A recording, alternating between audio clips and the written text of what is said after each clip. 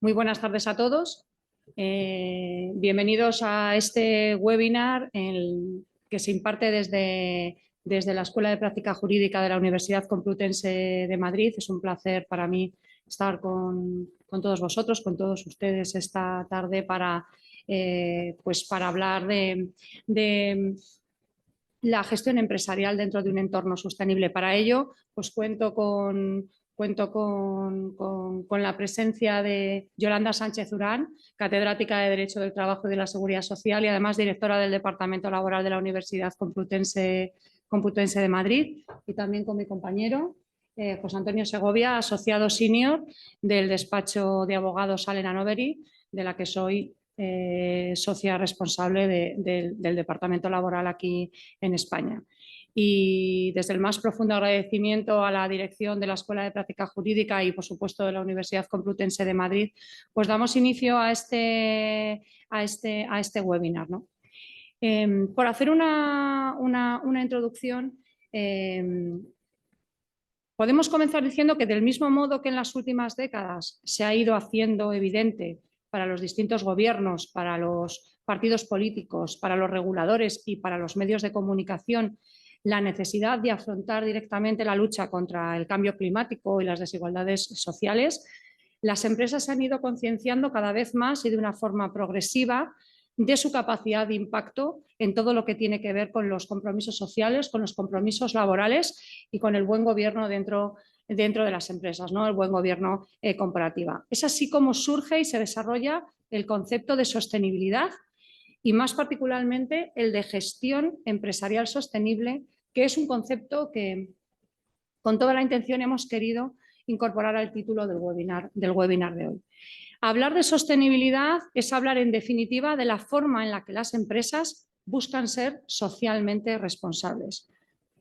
Habréis oído hablar de las letras tan de moda ESG, que son la abreviatura en inglés de Environmental, Social and Governance. En inglés es medio ambiente, social, gobernanza, que son los tres bloques fundamentalmente de medidas que de forma independiente vienen a marcar lo que es la gestión de la sostenibilidad dentro de las grandes corporaciones. En nuestro ámbito, que es el laboral, es la S de social, donde se construye el pilar o el eje fundamental de todo lo que son medidas de sostenibilidad dentro del ámbito de los recursos humanos, dentro del ámbito laboral, dentro de todo lo que tiene que ver con la gestión de las personas. En el momento actual, los directores de recursos humanos, los directores de relaciones laborales, los responsables de las asesorías jurídico-laborales de la empresa, cada uno dentro de su respectivo ámbito de actuación, deben ser plenamente conscientes de que una gestión moderna y adaptada a las necesidades reales de la selección, de la contratación y, en fin, del acompañamiento a las personas trabajadoras durante todo su ciclo laboral, ha de ser necesariamente una gestión sostenible desde el punto de vista social. Y desde luego esto es algo que el regulador se ha empeñado en promover y se ha empeñado en desarrollar, y cada vez son más las normas en todos los ámbitos, en el social, pero también en otros muchos ámbitos empresariales, que se encargan de que esa gestión empresarial sostenible haya dejado de ser ya una mera formalidad, una mera cuestión de marketing, una mera cuestión incluso de la antigua responsabilidad social corporativa, y que verdaderamente pase a estar integrada dentro de toda la gestión empresarial. Y ese es el reto. Ese es el reto que las empresas van a tener que afrontar a lo largo de los próximos años y que ya están afrontando, ¿no? El reto de acometer una transformación de sus modelos operativos y de gestión de una manera, vamos a decir, muy parecida a lo que pasó cuando se integró la gestión de calidad. Habrá que integrar la gestión de los aspectos de sostenibilidad en la estrategia empresarial y en todos los procesos corporativos, y más particularmente, y por lo que a nosotros nos afecta, en todos los procesos laborales y de recursos humanos, que van a ser, desde luego, claves en todo el desarrollo de toda esta gestión empresarial sostenible. Desde un punto de vista laboral o de recursos humanos, hablar de sostenibilidad, para aterrizar un poco este concepto que todavía termina de ser un poco abstracto para la mayoría de nosotros, podemos hablar de múltiples aspectos, de múltiples medidas, de múltiples acciones que desde luego tienen un contenido jurídico laboral muy necesario para poder desarrollarlas adecuadamente. Por eso, desde la Escuela de Práctica Jurídica de la Universidad Complutense, y hay que decirlo, se ha desarrollado un curso de alta especialización para asesoría jurídico-laboral dentro del marco de las empresas, donde se desarrollarán todos estos conceptos desde una visión eminentemente práctica. Y hoy en este webinar también José Antonio Segovia hablará a continuación de algunas de las principales acciones laborales que deben de estar presentes dentro de una gestión empresarial sostenible. Pero no me resisto, antes de darte paso, José Antonio, a enunciar, con el fin de ir concretando un poco de qué estamos hablando cuando hablamos de una gestión empresarial sostenible desde el punto de vista de los recursos humanos o de las relaciones laborales. Estamos hablando de acciones como las siguientes, de acciones como pueden ser, por ejemplo, la promoción desde la alta dirección de la compañía de una cultura corporativa que apueste expresa y directamente por propósitos y por fines asociados a esta sostenibilidad. Estamos hablando de la implementación de códigos de conducta firmados también por la alta dirección, que es la que tiene que ser consciente de la trascendencia de estas cuestiones, que apueste por regular los compromisos, las obligaciones y las consecuencias que podrían derivarse a todos los niveles jerárquicos dentro de la empresa del incumplimiento de esos fines y de esos propósitos sostenibles. La implantación de políticas internas de igualdad, ofreciendo las mismas oportunidades a hombres que a mujeres. La implantación de políticas para la conciliación de la vida laboral y familiar. La integración de colectivos más vulnerables, la integración de la discapacidad o del colectivo LGTB, desde luego es una de ellas. La implementación de modelos de remuneración que retribuyan como retribución variable la vinculación a objetivos vinculados con la sostenibilidad, objetivos que están vinculados lógicamente a la actividad de cada una de las compañías. El establecimiento de sistemas de información interna de denuncias, es la famosa implementación de la directiva de whistleblowing, ¿no? De canales de denuncias internas sobre conductas laborales y de otro tipo. La implementación de políticas de formación y de prevención de la seguridad y la salud laboral, cada vez más frecuentes las formaciones y las apuestas por el bienestar laboral y la salud mental, la implementación de procesos de transparencia retributiva. Cuando se trata de atraer y retener talento joven, las empresas están poniendo cada vez más foco en el lanzamiento de iniciativas como, por ejemplo, voluntariados corporativos. De todas estas cosas se habla cuando hablamos de sostenibilidad desde el punto de vista laboral a social. ¿Cuál es el reto? Por lo tanto, el resto pues, es construir un modelo económico más sofisticado, más moderno, en el que el propósito social de la empresa esté integrado en su gestión y sea uno de los ejes claves de su estrategia corporativa, sin renunciar para ello, y esto es muy importante, sin renunciar para ello a la creación de un mayor valor empresarial desde el punto de vista financiero. Para profundizar en el aspecto y en la regulación más jurídica de todas estas medidas, tengo aquí a José Antonio Segovia, al que doy paso. José Antonio, adelante. Pues muchas gracias, Silvia. Bueno, antes que nada, dar las gracias a la Escuela de... Gracias, Silvia. Antes que nada y antes de empezar a contar todas las novedades que hemos tenido en este punto, yo quiero dar las gracias a la Escuela de Práctica Jurídica y a la Universidad Complutense, porque para mí especialmente es importante, porque es volver a casa. Mientras que Silvia hablaba, he echado la cuenta de cuando Yolanda Sánchez, directora hoy del Departamento de Derecho Laboral, cuando me dio clase de Derecho Laboral, y hace ya 17 años. Entonces, bueno, la primera conclusión es que estamos igual de bien que hace 17 años y que estamos envejeciendo bastante dignamente. Retomando un poco lo que ha dicho Silvia, nosotros al final, Silvia y yo estamos en ejercicio activo de la abogacía y como abogados tenemos que ser bastante meticulosos con todo lo que analizamos. Por lo tanto, a la hora de hablar de sostenibilidad laboral y sostenibilidad empresarial, lo primero que tenemos que hacer es, vale, ¿cuál es la definición? Entonces, cuando nosotros analizamos cualquier tipo de concepto o de noción, siempre intentamos ver, por una parte, cuál es la definición académica, que puede ser la que dé una catedrática como Yolanda o la que dé cualquier tipo de académico de una universidad, y por otra parte, la definición que venga establecida en la legislación en vigor. Entonces, la primera mala noticia es que para sostenibilidad y para sostenibilidad laboral no tenemos una definición clara. No existe en derecho positivo, no existe ninguna norma que haga una declaración expresa de qué se debe entender por sostenibilidad. No teniendo esa definición legal, pues tenemos que ir a ver que es donde podemos encontrar la definición. Y una de las definiciones más ajustadas tal vez a lo que ha explicado Silvia es la definición que hace Naciones Unidas de sostenibilidad. Básicamente aquí no nos tenemos que engañar y todas las empresas tienen como objetivo último, generar beneficios y generar beneficios económicos. Pero lo que pretende la sostenibilidad es no solo que las empresas no tengan un impacto negativo en la sociedad y en las actividades que realizan, sino que las empresas puedan tener un impacto positivo en la sociedad. Sostenibilidad se habla principalmente en tema ambiental, en reducción de residuos, reducción de impacto medioambiental, etcétera, pero ahora tenemos que analizar cuáles son las medidas para garantizar una sostenibilidad laboral y una sostenibilidad social. Nosotros creemos que la sostenibilidad se puede conseguir de muchas formas y que una empresa tiene en su mano la capacidad de gestionar la sostenibilidad como quiera. Pero como al final nosotros somos abogados y no unos generadores de ideas, lo que tenemos que analizar hoy es cuáles son los impulsos legislativos que se han dado de cara a garantizar esa sostenibilidad en las empresas. En nuestra opinión, en los últimos años, el poder legislativo, en concreto en España y también a nivel de la Unión Europea, tiene un claro compromiso con la promoción de la sostenibilidad y nosotros nos vamos a centrar en el día de hoy en 3 bloques principales. En primer lugar, una sostenibilidad vinculada a la igualdad y la diversidad en la empresa. Un segundo bloque vinculado a la conciliación de la vida personal y familiar en las empresas. Y un tercer bloque que serían empresas que deben generar un ámbito seguro para poder hacer denuncias, para poder reportar situaciones que no sean conformes a derecho, garantizando una serie de garantías a las personas que hagan esas denuncias. Por lo tanto, como primera idea es, desde un punto de vista legislativo, sí que tenemos bastante normativa que nos está ayudando a garantizar ese cumplimiento de ese objetivo de sostenibilidad.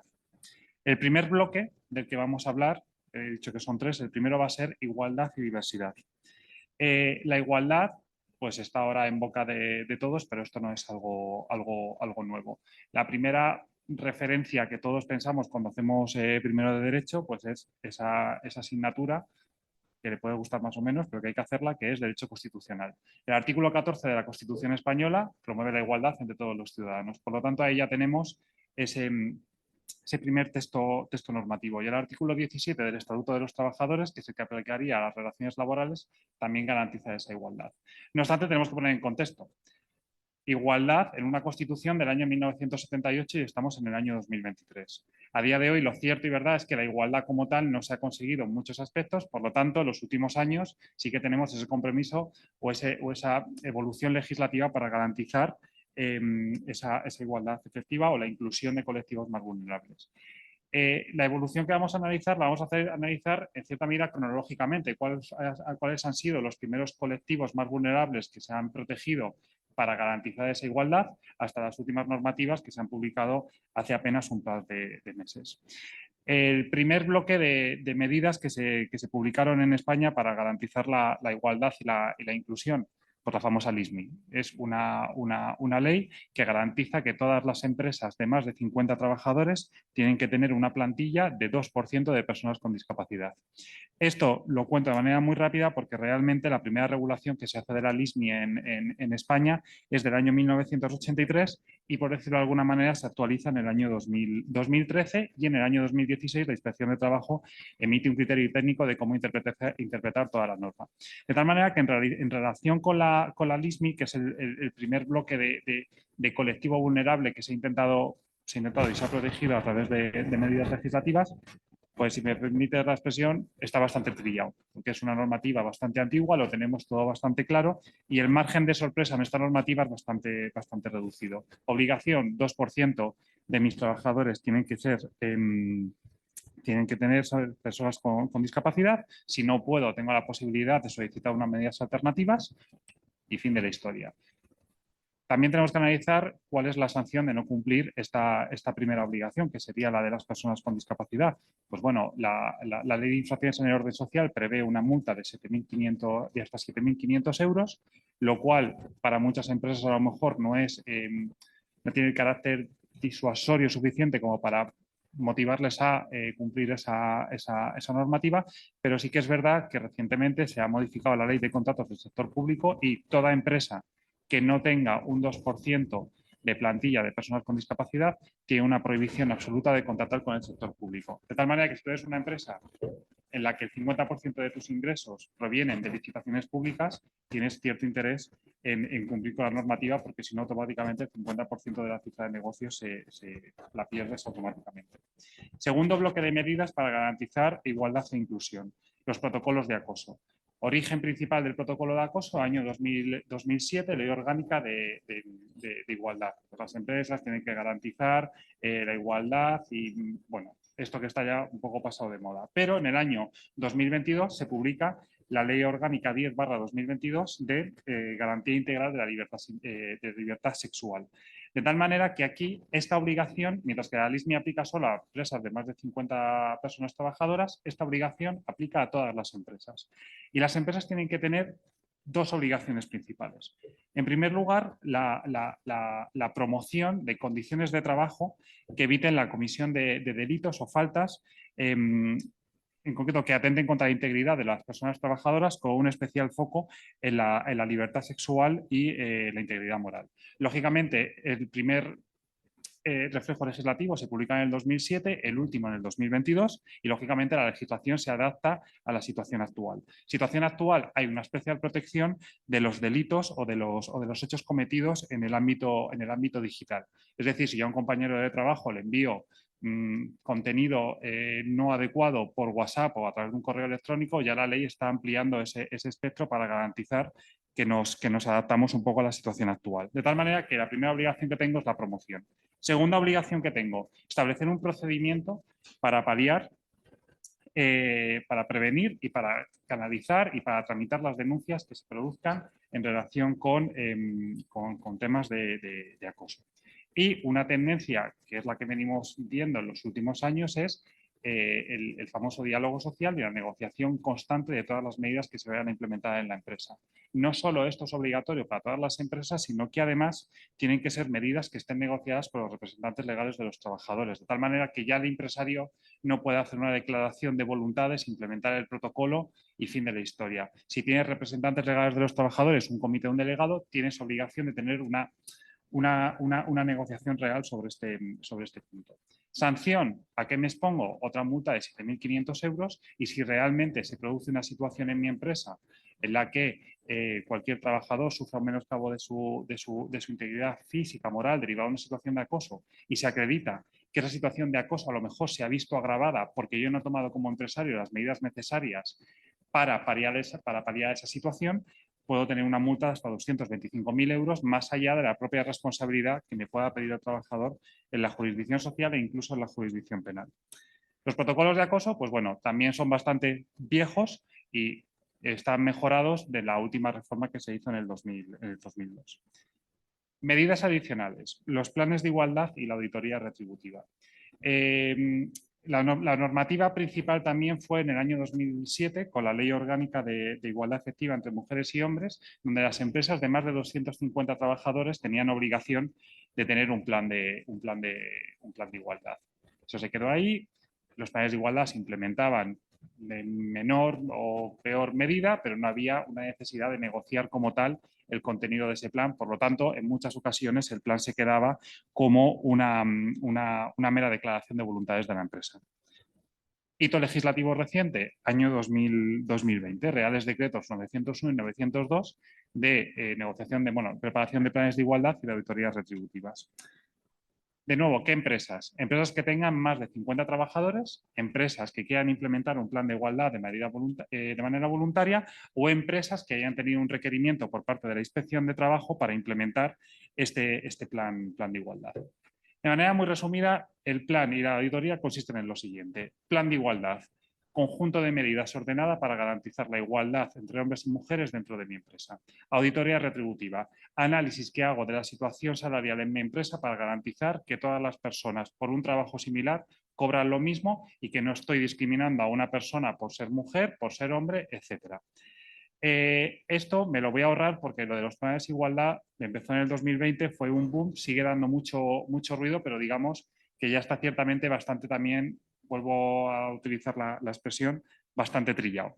No obstante, hay dos cuestiones que han sido muy problemáticas en los planes de igualdad. En el 2007 las empresas de más de 250 tienen obligación de tener plan de igualdad, pero no de negociarlo. Y en el 2020 se impone la obligación de negociar los planes de igualdad. Y ahí hay dos escenarios. Ok, yo soy un empresario que tengo un comité de empresa que me representa toda la plantilla. Negocio con mi comité de empresa. Oye, comité, vamos a sentarnos, negociamos un análisis de cómo está la situación, que sería el diagnóstico, negociamos el plan, sacamos las medidas y aprobamos el plan. Fácil. Segundo escenario, no tan fácil y por no decir en ocasiones dramático. El legislador lo que dice es, si tú no tienes representantes de los trabajadores, lo que tienes que hacer es llamar a los sindicatos más representativos y tienes que negociar con ellos. Ok, busco quién es mi sindicato más representativo. Con carácter general y a nivel nacional son comisiones y UGT, pero si ya tienes centro de trabajo en otras comunidades autónomas, como pueda ser País Vasco, Galicia, pueden entrar otros sindicatos como ELA, la CIGA, etc. Ok, pues yo, que soy un empresario muy responsable, sobre todo que no me quiero comer la sanción y no quiero tener ningún problema, yo envío mis cartas a los sindicatos para negociar mi plan de igualdad, porque la ley me obliga a negociar. Yo envío una carta. Se genera un silencio incómodo porque nadie me responde a pesar de que los sindicatos tienen 10 días. Envío una segunda carta y esa segunda carta vuelve a generar un silencio más incómodo que la anterior y me vuelve a poner más nervioso de lo que ya estaba porque nadie me contesta. Entonces, el primer debate que ha surgido en relación con los planes de igualdad es, ok, yo tengo la obligación de negociar, pero ¿qué hago si nadie me contesta? Pues afortunadamente o desafortunadamente ya tenemos los primeros procedimientos judiciales, en concreto del TSJ de Andalucía, la sede en Málaga, y del TSJ de Madrid, donde se dice, oiga, si usted demuestra que ha intentado llamar a los sindicatos y nadie comparece, usted puede implementar el plan de igualdad de manera unilateral y el plan se le va a registrar. Estamos esperando una resolución del Supremo para dar un plus de confort a la hora de negociar los planes de igualdad. De tal manera que el primer problema que surgió fue la negociación, resuelto más o menos con 3 o 4 sentencias de TSJ y a la espera de que el Tribunal Supremo se pronuncie. Segundo problema vinculado a este tema de la igualdad, de auditoría retributiva, etc. Auditoría retributiva. Yo tengo que analizar la situación retributiva de toda mi plantilla y tengo que hacer agrupaciones. Oye, tengo el grupo de técnicos. Pues en el grupo de técnicos tengo 3 mujeres y 3 hombres. Voy a analizar cuánto cobran los 3 hombres, cuánto cobran las 3 mujeres, diferencia del 10%, la justifico, etc. Fácil. Escenario número 2. Me voy a una auditoría retributiva que yo tengo que negociar con la respetación legal de los trabajadores y tengo que hacer una agrupación. Y me sale que en mi trabajo la única persona que ocupa el puesto de responsable de exportación, gestión de recursos humanos y tal, es una única persona. Yo no tengo un valor comparable. Entonces, la primera disyuntiva que me salta es, si yo hago este análisis como me dice la norma, de facto lo que le estoy dando a los sindicatos y a todas las personas con las que estoy negociando es el salario de esa persona. O sea, si yo hago una agrupación y tú eres el único que eres el director de exportación, todo el mundo va a saber lo que cobras. Primer debate moral, interno, ético de las empresas. ¿Puedo hacer una divulgación? No una divulgación, sino tengo que informar específicamente del salario de una persona.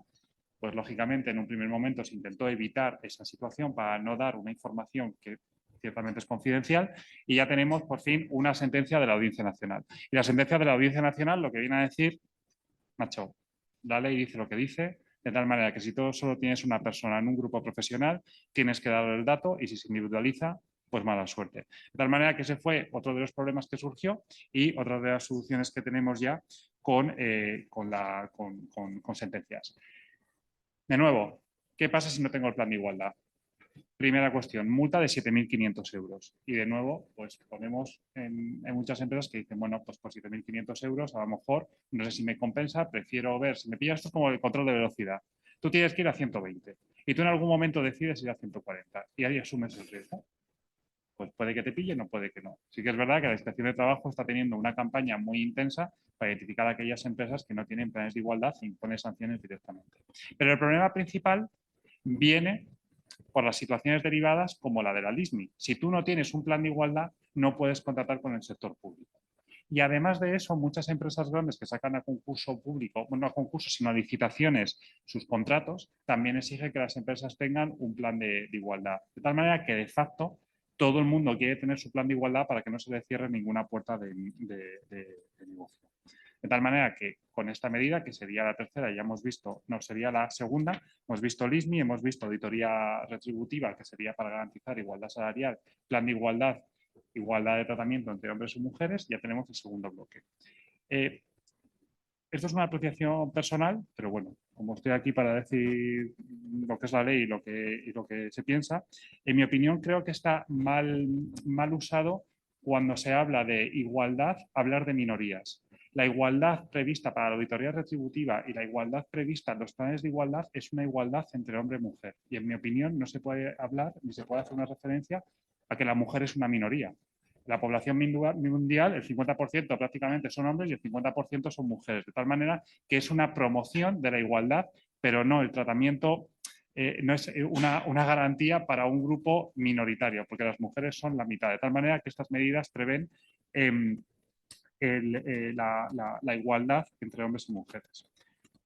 Medida adicional para promover la igualdad y la diversidad. Año 2023. Ley 4/2023 para igualdad real efectiva de las personas trans y para la garantía de los derechos de las personas LGTBI. Esta ley se publica el 28 de febrero de 2023. ¿Es la primera ley que existe? No. La primera ley, ha habido ya comunidades autónomas que venían publicando legislaciones autonómicas para promover la igualdad y la integración de las personas LGTBI. Pues bien, en este caso, esta es la primera norma estatal que obliga a las empresas de nuevo de más de 50 personas trabajadoras a tener un plan de protección y de inclusión y de protección efectiva de las personas LGTBI. ¿Qué tiene que tener el plan? Un plan de actuación para paliar cualquier tipo de medida discriminatoria que pueda sufrir este colectivo. En este caso, yo creo que tiene más sentido hablar de colectivo y no como en las mujeres, que es prácticamente igualdad. El principio es el mismo, la igualdad, pero sí que es verdad que no el 50% de la población pertenece al colectivo LGTBI, como sí que se puede hablar con las mujeres. El protocolo tiene que estar, o sea, ya hay una obligación, no obstante, la fecha tope para tener ese protocolo es el 2 de marzo de 2024 y de nuevo hay que negociar con la representación legal de los trabajadores. De nuevo, sanción, multa de 7.500 euros. Y sí que me gustaría hacer hincapié en una cosa, ya no solo el tema económico o la exclusión de la posibilidad de contratar con el sector público. Hay un tema también vinculado a lo que decía Silvia, la apertura del webinar, es también un tema reputacional para las empresas. Si yo tengo que contratar con una empresa que veo que tiene su protocolo LGTBI, que me acredita la inclusión de las personas con discapacidad, que promueve la igualdad, que tiene su registro de retributivos, auditoría retributiva y su plan de igualdad, posiblemente prefiera hacer un contrato con esa empresa que no con otra empresa que no toma ninguna medida para garantizar la igualdad y la diversidad. De tal manera que en puridad tenemos un primer bloque vinculado a la sostenibilidad, que sería para la protección, en primer lugar, igualdad, y integración y garantía de derechos a minorías que pueden existir dentro de la empresa. Segundo bloque de medidas de sostenibilidad. Dentro de las medidas de sostenibilidad, y es un debate que existe también muchísimo, o sea, muy recientemente y cada vez más intenso, es el tema de la conciliación de la vida personal y familiar y sobre todo los temas relativos a la corresponsabilidad en el reparto de las tareas y de las cargas familiares. Aquí, de nuevo, históricamente ha existido siempre, pues bueno, en el artículo 37 del Estatuto, una serie de medidas de conciliación de la vida familiar y personal, como puede ser la reducción de jornada. Ahora mismo no me acuerdo del año, yo creo que fue en el 2018-2020, se publicó la modificación del artículo 34.8 del Estatuto de los Trabajadores, que hablaba de la famosa jornada a la carta, y ahora, el 28 de junio de 2023, se vuelven a implementar medidas adicionales para garantizar la conciliación de la vida personal y familiar.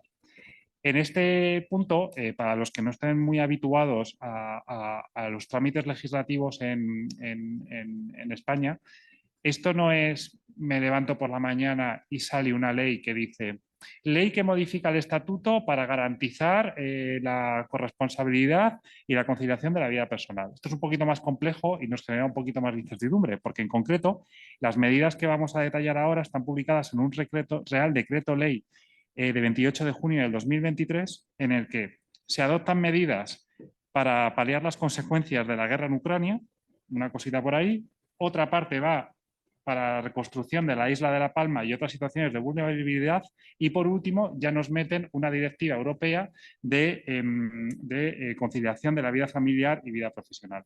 Entonces, con esto, si hay clientes escuchando el webinar, pues que aprecien la labor que tenemos que hacer, de que nos levantamos por la mañana, miramos el BOE y decimos, bueno, esto va sobre La Palma, el volcán, y esto otro va sobre la guerra. Aquí no va a haber nada de laboral. Y te tienes que leer desde el artículo 1 hasta la última disposición, porque siempre nos meten algo. Y este es el claro ejemplo de cómo nos han regulado esta cuestión. El objetivo principal del Real Decreto Legislativo es transponer una directiva europea. Y a lo largo de la ponencia, del tiempo que me queda, voy a hablar de directiva y de reglamento. Directiva y reglamento son actos legislativos que vienen de la Unión Europea. Diferencia principal entre la directiva y el reglamento.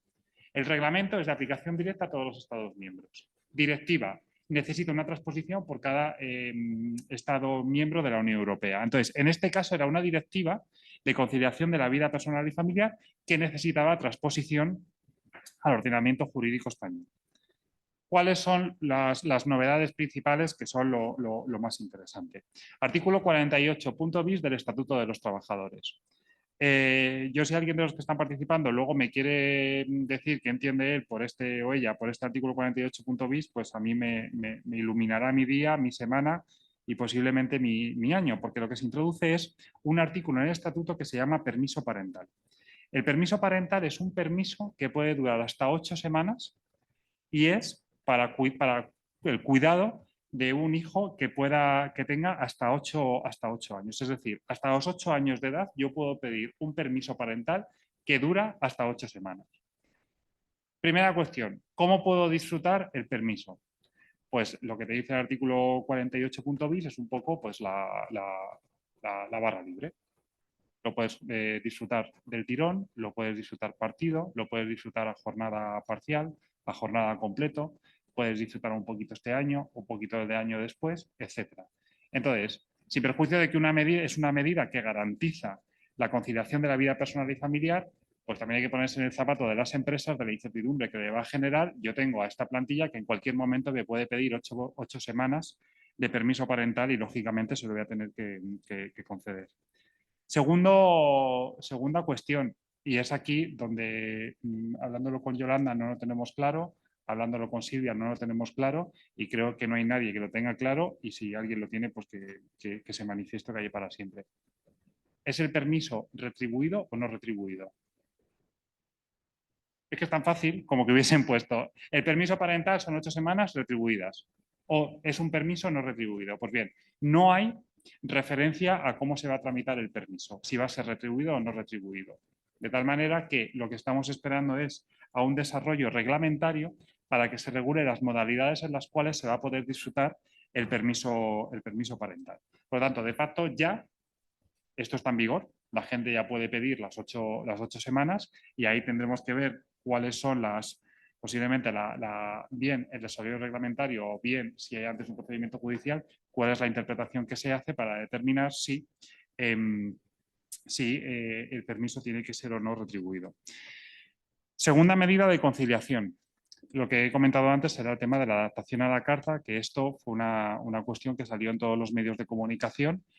No os preocupéis, que todos podéis pedir, trabajar como queráis, todos podéis pedir el teletrabajo y ya está. Entonces, cuando se lea este tipo de noticias hay que ponerlo un poco en tela de juicio. Efectivamente, el artículo 34.8 ofrece la posibilidad de adaptar la jornada laboral a aquellas personas que necesiten, pues por cuidado de un hijo, por cuidado de una persona que esté en una situación vulnerable, a adaptar la jornada laboral. Siempre y cuando sea desde un punto de vista organizativo y productivo viable dentro de la empresa. No tiene mucho sentido que tú tengas que trabajar vigilando una entrada de un edificio y solicites un teletrabajo en virtud del artículo 34.8. Pues parece que no es el espíritu de la norma, pero podría llegar a ser esa solicitud. La modificación que se hace ahora con esta ley del año 2023 son dos. En primer lugar, antes esto quedaba un poco más restringido a aquellas personas que tuviesen hijos menores de 12 años y ahora esto se amplía a hijos mayores de 12 años que necesiten cuidados. En segundo lugar, hay una novedad que es personas que tengan personas dependientes que literalmente convivan en el mismo domicilio. Entonces, la cuestión problemática que va a surgir aquí es qué se debe entender como personas que convivan en el mismo domicilio. Yo soy un estudiante que estoy trabajando, se rompe la pierna mi compañero de piso y como convivo con él tengo derecho a adaptar mi jornada.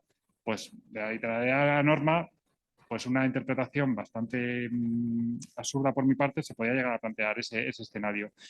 Y eso es una cuestión también que estamos a esperas un poco de que se resuelva por parte de los tribunales superiores de justicia. Y en tercer lugar, otra de las novedades que había en esta nueva ley es que antes, cuando solicitabas una adaptación de jornada del artículo 34.8, tenías un plazo de negociación con la empresa de 30 días. Es decir, yo hago mi solicitud de adaptación, la empresa me responde y por una oferta, una negociación, etc. Ese plazo se reduce de 30 a 15 días para garantizar la celeridad en el proceso. De tal manera que la jornada a la carta sigue estando con mayores limitaciones y, lógicamente, se reducen los tiempos de negociación. Y finalmente, otra de las novedades que aporta esta nueva legislación es la de los permisos retribuidos, para los cuales me voy a centrar principalmente en dos. Hasta ahora ha habido siempre una conflictividad bastante elevada para saber si las personas que estaban o se unían en pareja de hecho tenían los mismos derechos que las personas que estaban casadas legalmente ante el juzgado, ante la iglesia, etc. Entonces, este problema ya se quita y se reconoce que aquellas personas que vayan a realizar una pareja de hecho van a tener derecho a esos 15 días de permisos naturales como tienen las personas que también se casan.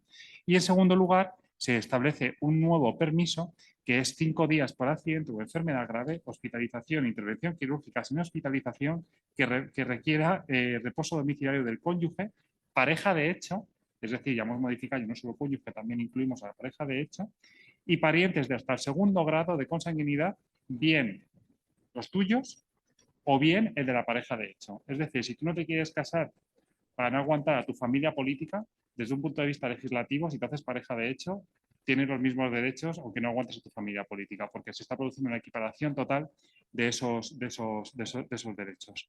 Y aquí, cuestión problemática a la cual también estamos esperando que se resuelva. ¿Qué se debe entender por reposo domiciliario? Pues entendemos que los médicos tendrán que emitir ahora unos informes mucho más detallados y de nuevo la cuestión de persona que conviva con la persona trabajadora, ver cómo se puede acreditar esa convivencia. De tal manera que terminamos con el segundo bloque y me meto con el tercer bloque, que sería otra medida de sostenibilidad vinculada a garantizar entornos seguros dentro de la empresa para que todas las personas puedan hablar y no sufran ningún tipo de represalia. Esto también desde un punto de vista sostenible parece bastante idílico y se ha incluido en el ordenamiento jurídico español a través de la Ley 2/2023 de 20 de febrero, que se publicó en el web el 21 de febrero de 2023. A ver, Silvia y yo, como decía al inicio, estamos en ejercicio en un despacho internacional, de tal manera que nosotros hacemos un seguimiento previo de toda la normativa europea que requiere una transposición en todos los países miembros de la Unión Europea. Entonces, los póseres no, pero es que se llama whistleblowing, Sistema de Alertas Profesionales, la persona que toca el silbato. Nosotros ya veíamos que esto se iba a hacer a través de la directiva europea, la directiva europea se publica y a partir de ahí, tanto Silvia como yo, tenemos un seguimiento continuo con todos nuestros compañeros de nuestra red europea para ver cómo se va a hacer la transposición de esta normativa. La directiva tenía que estar traspuesta ya, si no recuerdo mal, desde el año 2021 y a día de hoy, por ejemplo, quedan dos países que todavía no han traspuesto, que son Lituania y Polonia. El plazo para la transposición era 2021, el plazo para tener implementado el canal de denuncias 2023. Empezamos a hablar con todos nuestros compañeros de Roma, de Milán, de Frankfurt, de París, de Ámsterdam. Oye, ¿cómo vais? Enero de 2023, aquí nadie tenía prácticamente hecho nada. Y es en el primer semestre de 2023 cuando todos los países de la Unión Europea se meten ya a regular y a hacer la transposición en su ordenamiento jurídico nacional. Es muy llamativo que a veces pues, tenemos la impresión que los españoles siempre vamos rezagados, pero una de las transposiciones, de las mejores transposiciones, de las más completas, ha sido la española, porque, por ejemplo, en el Parlamento alemán ha habido mucho debate sobre esta norma y no ha sido hasta junio de este año, me parece, cuando se ha conseguido hacer la transposición, porque automáticamente o la Cámara Alta o la Cámara Baja rechazaba la transposición. Tenemos la ley a día de hoy. ¿Qué tenemos que hacer? Pues en primer lugar, esto aplica a empresas de más de 50 personas trabajadoras y también a partidos políticos, sindicatos, etc. Antes del 1 de diciembre de 2023 tenemos que tener el canal interno de denuncias implementado. Y la finalidad de este canal interno de denuncias es que cualquier persona que tenga conocimiento de irregularidades dentro de la empresa pueda hacer una denuncia con una serie de garantías. Las garantías es, básicamente, si yo me entero de que tú has hecho una denuncia, tú no te preocupes que no vas a tener ninguna represalia. Cuestión también a debate qué ocurrirá con esas denuncias falsas o esas denuncias para protegerse o blindarse frente a medidas de despido. El canal de denuncias se tiene que implementar en la empresa, puede tener dos modalidades, una interna y otra externa. En teoría tiene que tener una prioridad el canal de denuncias interno y la propia ley, siguiendo el esquema de la directiva, establece cuáles son los requisitos que tiene que tener ese canal de denuncias. Pues que todas las personas puedan hacer una denuncia, básicamente que sea bien fácil hacer la denuncia, que la puedas hacer a través de una grabación, que la puedas hacer por escrito, que puedas hacerlo a través de cualquier canal, que se garantice que hay una confidencialidad, que la investigación va a ser independiente, tiene que haber un responsable dentro de la empresa que gestione todo el tema de las denuncias y, sobre todo, tienes que tener un procedimiento interno. La cuestión principal aquí es, oye, ¿yo tengo que destinar un recurso humano solo para la gestión de este canal de denuncias? Pues si tienes una plantilla muy grande, posiblemente sí, porque lo que te dice la ley es, con carácter general, tienes que designar a una persona que se va a encargar de este canal de denuncias y si la carga de trabajo no lo justificase, puede ser una persona que se dedique a otros quehaceres de la empresa, pero básicamente tienes que tener a alguien que se dedique totalmente a esto. ¿Cómo es la investigación? Pues lógicamente, más allá de los principios obvios de confidencialidad, etcétera, hay una serie de plazos preestablecidos. Primer plazo, la empresa recibe la denuncia en un plazo de 7 días, tiene que dar respuesta y el periodo de investigación es de 1 mes, que se puede prolongar hasta 2 meses si la investigación es muy compleja. Esto es ciertamente interesante porque la Directiva Europea daba la posibilidad de prolongar hasta 2 meses en casos excepcionales, etc. Entonces, muchos países de la Unión Europea han optado por limitar el tiempo de investigación, pero en España directamente nos hemos puesto el plazo de los 2 meses, yo creo que porque nos conocemos. De tal manera que, de cara a la obligación, hay que tener el plan, empresas de más de 50, vamos a darnos prisa porque el 31 en diciembre de este año se termina el plazo para tener el canal de denuncias en vigor y ahora volvemos a lo mismo. ¿Qué pasa si no lo hago? Bueno, pues en este caso no son sanciones de la inspección de trabajo, sino que se va a crear una autoridad independiente que será la que imponga las sanciones y ahí pues la ley se queda bastante genérica y dice que las sanciones pueden ir hasta el 1.000.000 de euros.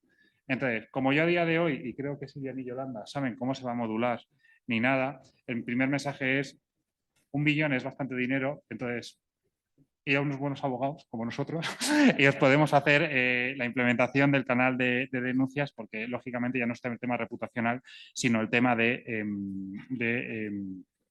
el tema económico y la sanción a la que se puede exponer la empresa. Y ya finalmente quiero hacer en 3 minutos, para dar paso a Yolanda, una pequeña reflexión. Todos estos 3 bloques, que sería igualdad retributiva, diversidad, inclusión, el segundo bloque que sería el de conciliación de la vida personal y familiar y el tercer bloque el de las garantías para las personas que hagan denuncias, puede hacer pensar que la evolución legislativa que estamos teniendo lo único que hace es proteger más y más y más y más a todas las personas trabajadoras y garantizar un ámbito laboral cada vez más proteccionista de cara al trabajador. Pero, como buenos laboralistas, como no paramos, pues ha irrumpido en nuestra vida la inteligencia artificial. Y es muy curioso, y aquí, lógicamente, todavía no tenemos regulación implementada. Sí que quiero en 2 minutos dar unas pinceladas de qué es lo que está pasando con la inteligencia artificial. En primer lugar, la inteligencia artificial no se va a regular de momento a nivel nacional, sino que está siendo el Parlamento Europeo que está haciendo todos los trabajos de la definición de lo que se llama erróneamente Ley de Inteligencia Artificial, porque en realidad va a ser un reglamento. Retomando lo anterior, si el reglamento es aplicación directa a todos los Estados miembros de la Unión Europea.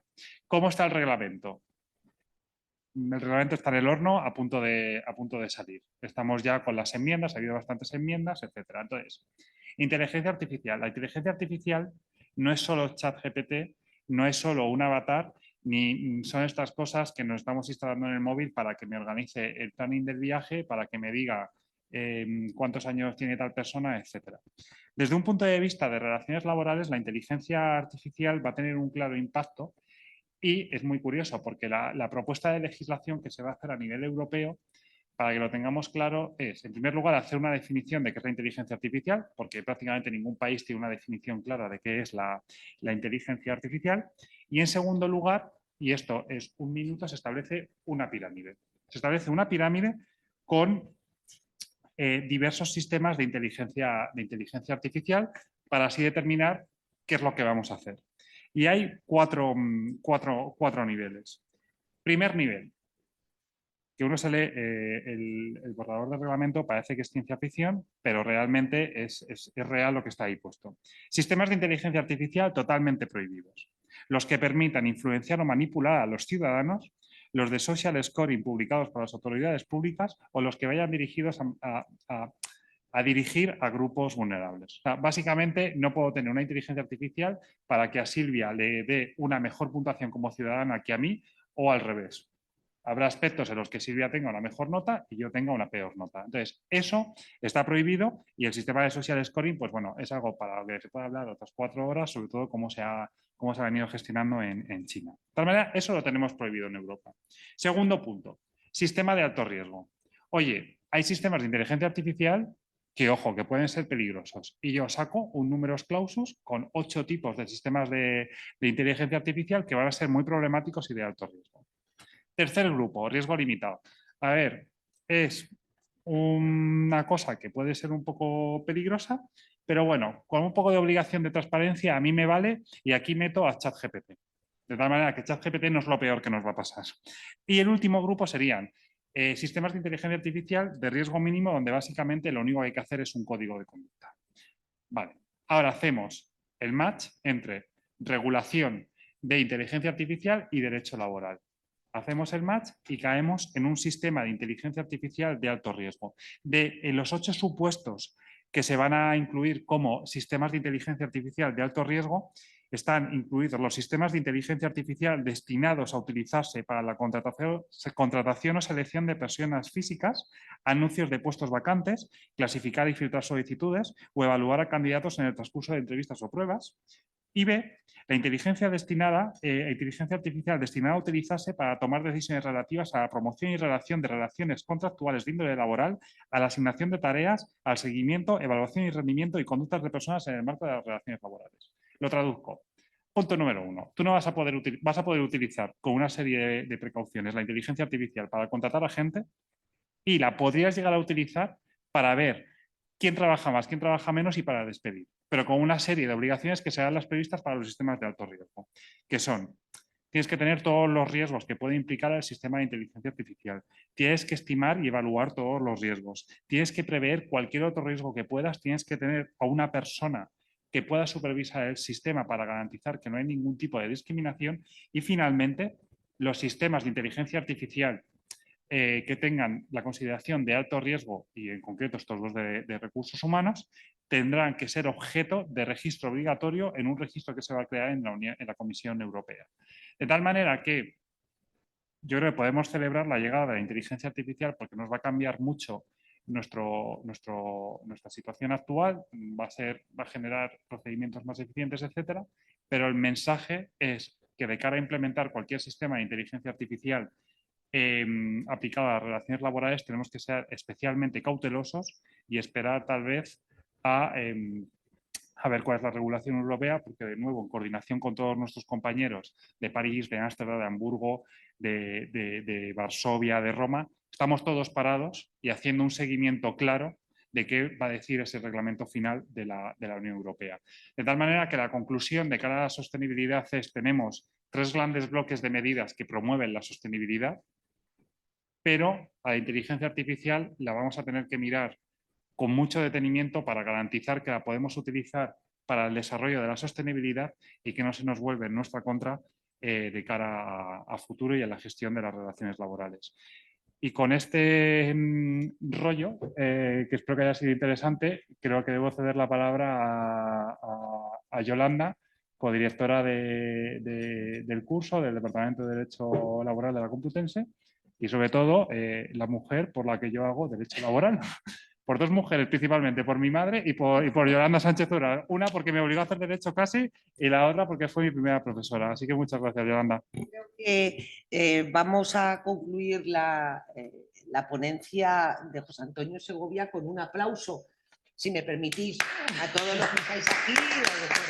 Lo digo no por el reconocimiento personal que ha hecho, o sea que yo se lo agradezco profundísimamente, lo sabe, es un cariño especial, igual que a Silvia Bauzá, pero me voy a centrar en lo que quiero decir después de la magnífica exposición de José Antonio Segovia, decir el profesor José Antonio Segovia, porque ha expuesto mucho mejor que cualquier profesor de Derecho del Trabajo y, por supuesto, cualquier académico del Derecho del Trabajo. Digo que voy a... Mira, además te aplauden en el chat también, ¿no?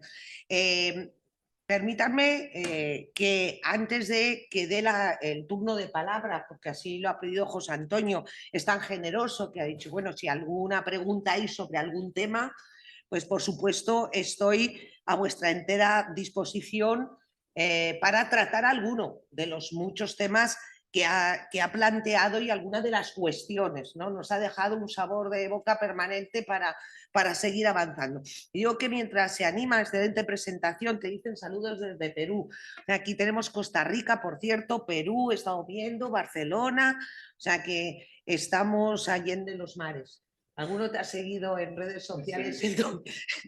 Bueno, pues lo que decía es, yo no voy a entrar, no debo entrar a iniciar un debate, más me gustaría sobre algunas de las cuestiones que ha planteado José Antonio Segovia, pero al hilo de lo que él ha planteado, yo me he quedado, no sé si voy a hacer un buen resumen de 5 puntos tras la magnífica, reitero, exposición de José Antonio. Cuando él ha hablado de la sostenibilidad, muy bien introducida por Silvia Bauzá, ¿qué es la sostenibilidad y de qué venimos hablando de la sostenibilidad? Yo me he puesto a pensar en aquella, porque siempre buscamos los juristas una vinculación con alguna norma sobre sostenibilidad. Bueno, ahora llamamos sostenibilidad, pero yo recuerdo los famosos principios Ruggie de la ONU. ¿Quién era Ruggie? Ruggie era un magnífico catedrático de la Universidad de Harvard, que por cierto tuve la oportunidad de conocer personalmente, pero eso es un detalle que no viene a cuento, que fue comisionado por la Organización de Naciones Unidas en el año 1999, comenzó el estudio, el análisis de lo que él denominó, y los conocemos así, principio Ruggie, sobre derechos humanos en las empresas. Es decir, era como una vuelta de tuerca, por decir la expresión, a lo que ya conocíamos antes como responsabilidad social corporativa, responsabilidad social empresarial. Bueno, esos principios Ruggie no dejaban de ser, desde el punto de vista jurídico, más allá de que son los principios y por tanto no obligación jurídica, pero sí, como bien apuntaba Silvia Bauzá, era ya un código de conducta a nivel internacional de cómo deberían avanzar las empresas en lo que es la inversión social y jurídicamente responsable, o jurídicamente y socialmente responsable. Esa responsabilidad social corporativa se transmutó en responsabilidad social empresarial para dejarlo de estar vinculado a lo que es el aparato de alta dirección de las empresas, que apuntaba Silvia también, para extenderlo a lo que era toda la cultura empresarial de las empresas, con esos principios. Al día de hoy esos principios se están debatiendo, esto ya es simplemente un dato más académico que otra cosa. En Naciones Unidas se está debatiendo, hay 2 bloques bastante importantes, diríamos un sector más ideológicamente de izquierdas, vinculado a países latinoamericanos, Venezuela, Cuba, etcétera, etcétera, para abrir la Unión Europea, perdón, Naciones Unidas, un instrumento normativo fuerte, Eso se ha zanjado al día de hoy porque aquellos países más de nuestra cultura y sobre todo del norte, norteamericanos como del norte de Europa, han sido más fuertes y al día de hoy el debate está abierto. Pero volviendo sobre ese tema, hemos pasado de esos principios RAII a seguir avanzando en los principios de sostenibilidad y en la Agenda 2030 hasta que incluso más allá, hoy una guía, la UNE, que hablábamos ayer, Silvia Haas y yo, José Antonio Segovia, perdón, y yo, la guía UNE 19604, que es algo así como unas directrices ideadas para de alguna manera tener el marchamo en las empresas sobre esos temas de sostenibilidad. Dicho lo cual, en relación con lo que ha dicho José Antonio Segovia, ahora sí, digo, lo centro, 5 puntos de mi punto de vista que hacen absolutamente imprescindible que haya un asesoramiento jurídico laboral y de acompañamiento permanente no solo a las empresas, a las grandes, pequeñas, medianas y pequeñas, sino a los propios trabajadores, ¿no? Pero sobre todo a las empresas, porque visto desde las empresas es verdad que toda esta sostenibilidad, todos estos elementos de sostenibilidad conllevan. O sea, yo creo que el discurrir es, 1, promoción, después obligación. La obligación se amplía. ¿Cómo se cumple o se intenta que se cumpla esa obligación? Con una sanción. Y una sanción no solo económica, de las que ha hablado José Antonio Segovia, sino además una penalización económica o social. De tal manera que a las empresas hay que explicarles muy bien cuál es ese proceso. Segundo lugar, que lo ha planteado también José Antonio Segovia y se ve permanentemente en la asesoría jurídico-laboral de las relaciones laborales. Es que las cuestiones de las que ha hablado José Antonio Segovia están motivadas por la redacción legal de estas normas que nos ha ido puntualizando con una visión cronológica perfecta. Es que estas normas tienen deficiencias formales y materiales y eso crea inseguridad jurídica. Y esa inseguridad jurídica de la que él ha hablado también, pasando por cualquier norma, pero especialmente por los decretos legislativos a los que estamos acostumbrados en estos últimos meses, es que no nos podemos fiar de lo que dice el legislador. O sea, el título de la norma no se limita al contenido después. Por tanto, puede aparecer en cualquier norma esa previsión. Y es que además el decreto ley, lo que ha ocurrido a lo largo de estos meses, y estaremos, creo que, convencidos de ello a la luz de algunas de las cuestiones que ha planteado, es que están formalmente mal redactados. Es decir, hay una deficiencia tan evidente que nos es imposible a los juristas que intentamos transmitir a las empresas seguridad, empezar por el primer criterio hermenéutico de las normas, del artículo 2 que hemos estudiado todos del Código Civil, el literal o el gramatical. Bueno, pues es que nos resulta imposible porque en muchos casos están hasta mal puestas las comas, con lo cual no sabemos muchas veces qué interpretar en relación con alguno de los aspectos que él ha planteado. Tercer aspecto, la gestión nacional. La gestión de recursos humanos solo mirando la norma nacional no es suficiente.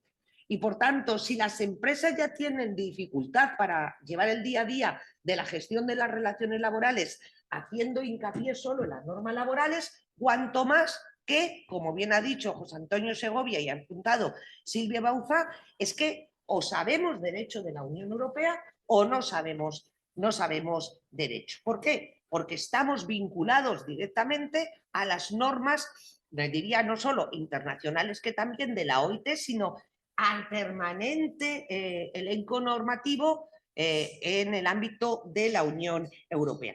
Eso implica que nosotros tenemos que implementar, transponer, en el caso de las directivas, esas directivas. Y en relación con esa gestión nacional, con la implementación o transposición de la directiva sobre los denunciantes.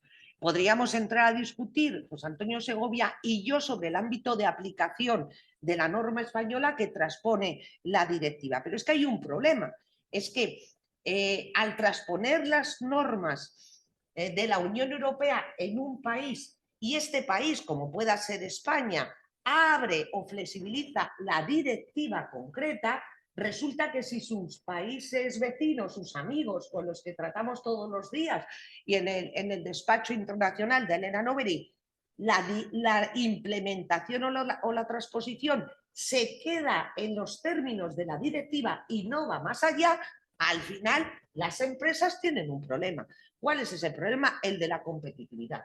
Porque no es lo mismo someter una empresa que tiene sede en varios países de la Unión Europea y que aquí tiene un centro a la directiva de la Unión Europea y a su transposición en España frente a esa misma empresa que tiene un centro de trabajo en Alemania donde se ha quedado restringida a la directiva. Por tanto, la gestión nacional de los recursos humanos o de las relaciones laborales va mucho más allá y tenemos que dar siempre. Luego, y por último, el buen asesoramiento. Evidentemente, todo al final, los puntos 1, 2, 3, llevan al cuarto último, que es un buen asesoramiento que no solo conlleve conocimiento teórico práctico, que ya es mucho, a la vista de todo lo que nos ha magistralmente expuesto José Antonio Segovia. Es muy importante la aptitud, no solo con C, sino con P, pero también las competencias y habilidades. Y eso solo se da, pues bueno,